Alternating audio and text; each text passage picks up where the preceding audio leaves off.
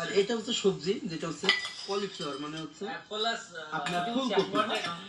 আমরা কিন্তু সেই আপনার মাটন বলটাকে খাচ্ছি, এটা কিন্তু অনেক টেস্ট। এটাকে তৈরি করতে যেমন পরিশ্রম, ঠিক তেমনই টেস্ট।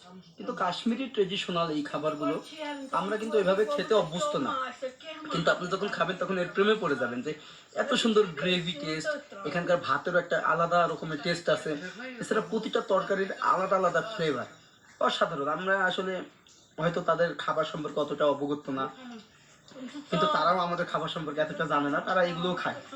যখন আমি বলছিলাম যে আমরা আরো অন্যান্য খাবারের কথা, তারা এই খাবারগুলোকেও এভাবে চিনে না।